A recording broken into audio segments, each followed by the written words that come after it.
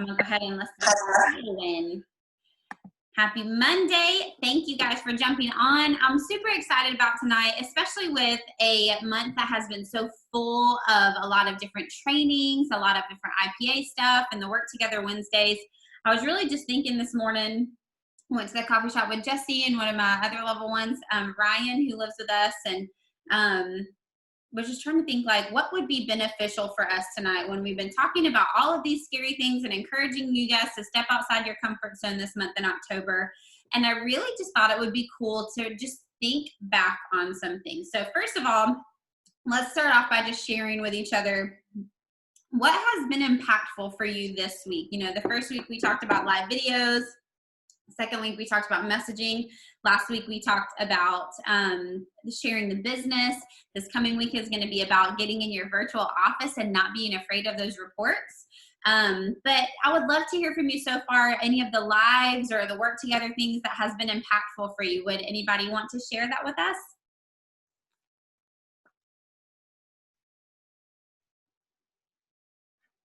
Don't make me call on you.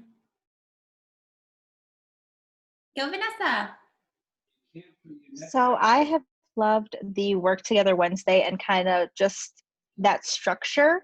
Mm-hmm. I thrive on the structure, so I find that I do a lot better. Like I look forward to Wednesdays. I'm like, okay, this is my work time. And so that was like my favorite thing. Awesome. I love that. Yes, I think we're going to try and figure out a way to incorporate more of that going forward too. But then too, it's just a good epiphany to have as well as like when I can set aside time and like, you know, Jody's call last time that we did a team call about like just making sure we're prioritizing our time and setting things aside so that we have that scheduled time to just feel good about what we're doing. Okay, who else? What has been impactful for you when we're learning about scary things this week, or something that just maybe even changed your mind about how you were viewing something that you were scared of? I don't mind speaking up and saying, I read the book, the Go for No. Is that what it was called? Yeah, Go for No. And it just really empowered me to like write down a few of my own cold messages and get them out to people and like put the fear behind me, because all I then looked at it is it was leading toward like experience and learning what to do, you know, when people say no. And like I got over the fear, like, hey, guess what? The day still went on the same as it always does, even though somebody said no to me. But it was just a really good experience. So I'd encourage everybody to put the fear aside and go for it. Awesome. And such a great book. I'm so glad that you read that. And I love that that was the corporate book study this month. Next month, I think it's going to be a really fun one. Was it Perfectly You? Do you remember the lady who spoke at convention, Mariana? You guys, I think that's going to be the book for next month, which I'm super pumped about because I really want to read that one as well. So, but Go for No, if you are starting this business or if you have trouble reaching out at all, that book is a game changer because it just really helps you shift your mindset, because it really is just all in perspective. And we're going to look at a little bit more of that tonight as well. One more person I would love to hear if anyone else has something they'd love to share that they've kind of had a mind turn around about.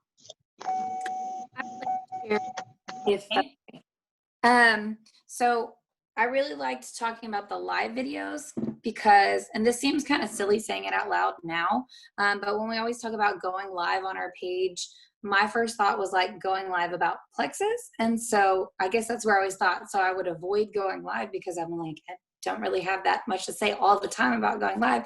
And silly me, it never occurred to me like, hello, just talk about something that puts value in somebody's day. Like, we went and had that list like, hey, what's something you can make a live about? And then we just made a list of the different topics, and you just get something that interests you, and then you can have a live, and that still adds value to somebody's life. It's still an interaction with them. It's still very genuine, and kind of still builds those connections between people, but you don't feel like you have to talk about, because I was kind of feeling like if I have to talk about Plexus all the time on a live, I'm going to feel more like a pharmaceutical rep than you know, but that really resonated with me because I was like, duh, I don't have to go on there and be like, so this is Probio 5. Exactly. Like, duh. I don't know why that never occurred to me, but it really clicked. That is so good. Yes, so smart. And it's like we all have such different giftings and things that we're passionate about. If you missed that first Work Together Wednesday with Kim talking about live videos, I think that is so helpful. Just like thinking about your hobbies and stuff. If that's something that you've also struggled with, definitely make sure and go back and watch that, because it was some great memory jogging for that and kind of just helping you understand like it's just a way to connect and talk to people. And it also helps people see the posts that are going to be on there for Plexus. That was so good. Thank you guys for sharing.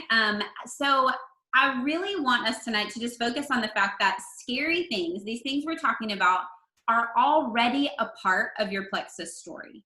Like, it is not something that you have not seen, done, or that has been done to you. And I bet you've forgotten or may not even be thinking about how much a part of your story these things already are. So I want us to think back on the reality of how we personally were introduced to Plexus and how we started our journey. Because it's going to look different for all of us. Some people, you may have only been watching someone for a week. Some of you may have been watching someone for a year. So I want you to think about, for the next few minutes, this is where your paper and pen comes in, how many posts you saw your sponsor make.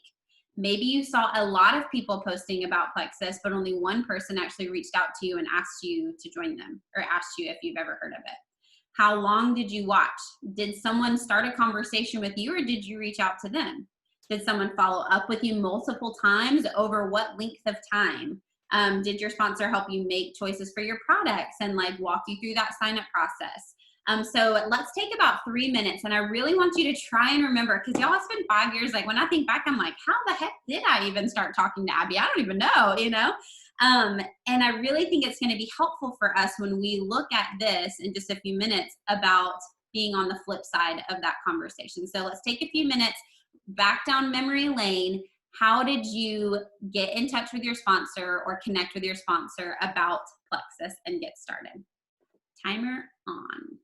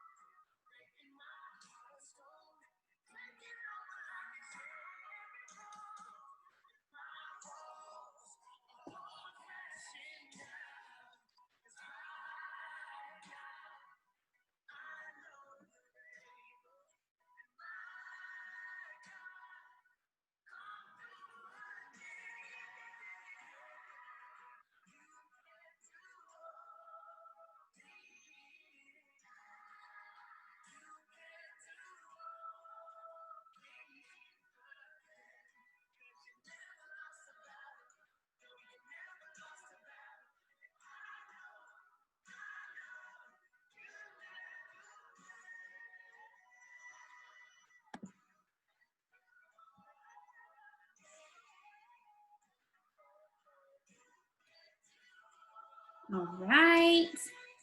Hopefully you can put a pin in that. Okay, would anybody like to share how they came to find out about Plexus, or how long they were watching their sponsor and how that transpired? Would love to hear someone share about that.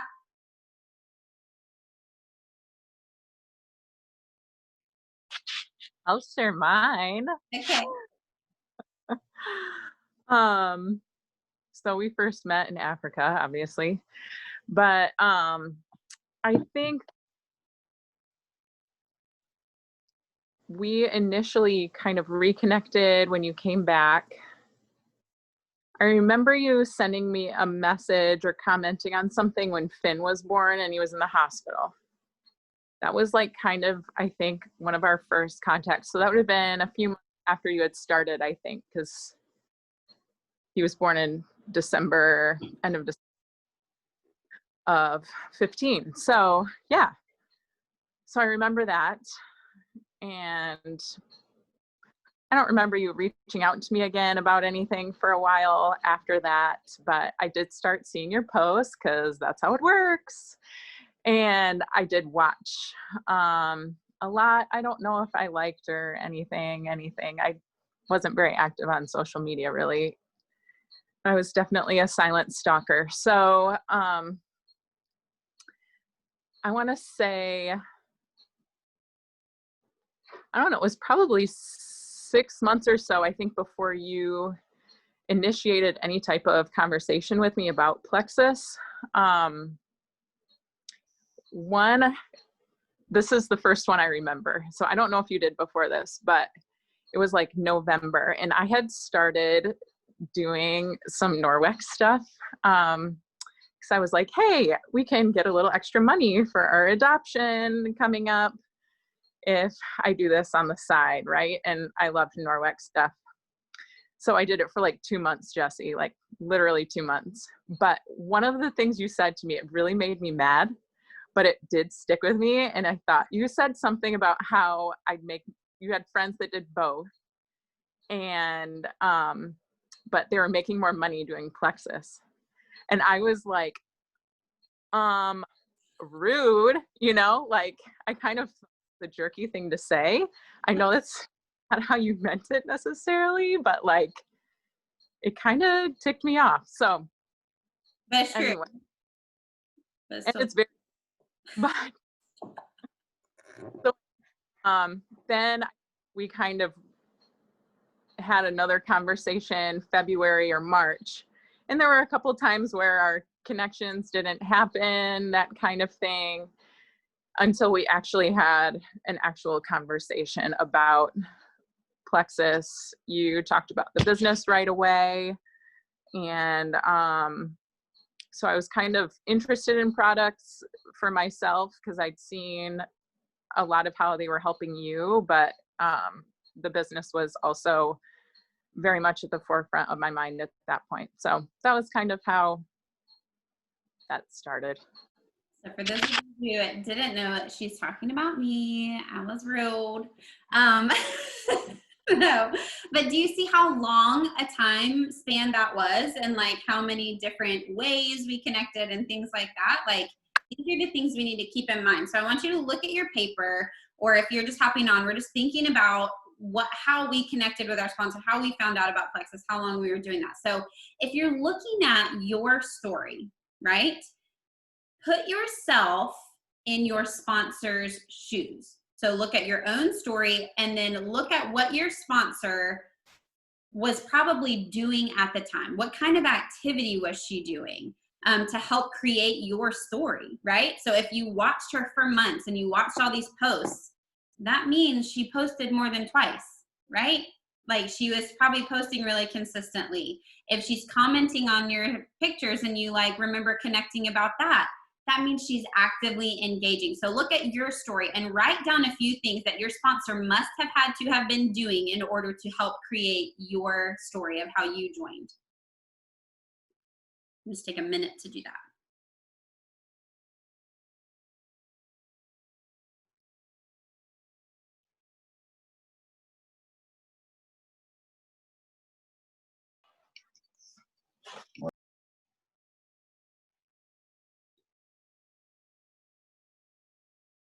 And so ultimately, like, if we're wanting to have people join us too, if you're wanting to have a story like your own story replicate itself, we have to do those same activities to help people who were in your position at the beginning of your story get to where you are now.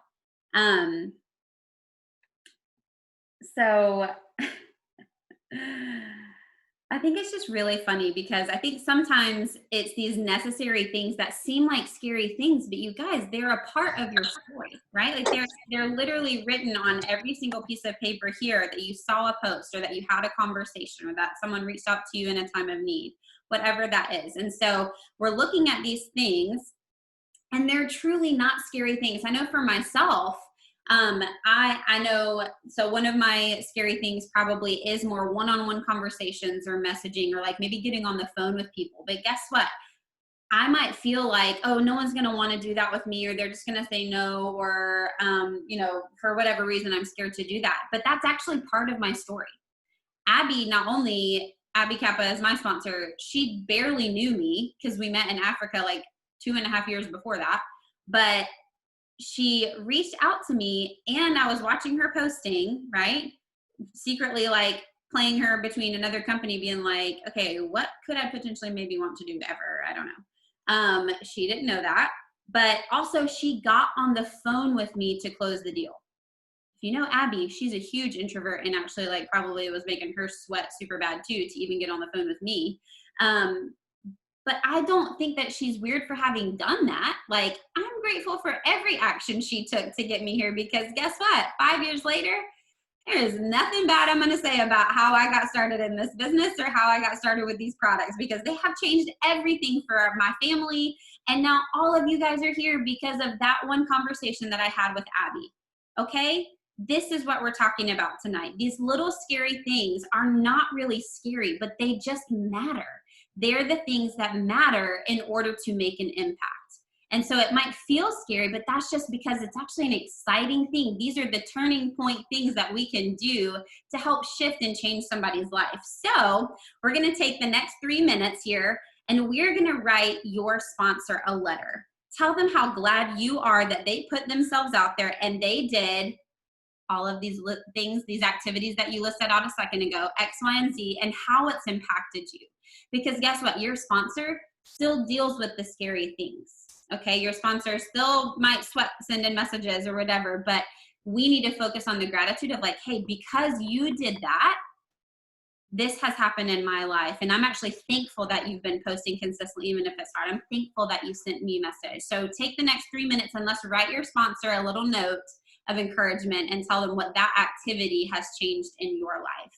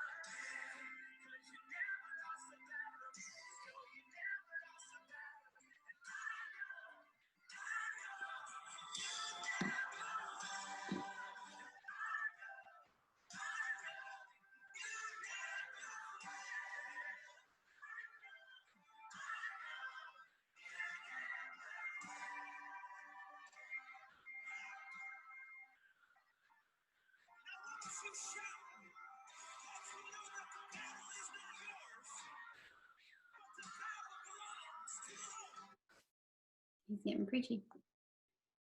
All right. So obviously, if you're not finished yet, set that down and finish it when we hop off this call, but definitely send that, because we all, at any level, however long you've been in this, like, it's always awesome to hear some encouragement and know that your time and energy is worth it. But tonight, the title of this call is In Her Shoes. Okay, so let's look at what that looks like and leave with the realization that we want to be in those shoes, right? We want to be on the receiving end of a message like this that said, because you stepped out, because you did this consistently, even when it might have been hard, or because you made the time, even when you may not have had any spare time in your day, my life has been changed, right? Like, I want you to be on the receiving end of those kinds of messages, because they come and they will come, and you will one day have dozens or hundreds or thousands of people that are on your team that are just part of this beautiful ripple effect because of the activity that you chose to do, that you chose to grow in certain areas or do things that might have seemed scary at the time, knowing that that was just the thing that mattered most in order to make the biggest difference in even one person's life. But guys, it just never stops at one person. I'm telling you, when we do this thing and we do it well and we just dig in and choose to grow through the hard, we realize that the hard things actually become the beautiful things that make something like this so worth it, not only for ourselves, but for anyone who joins you in this.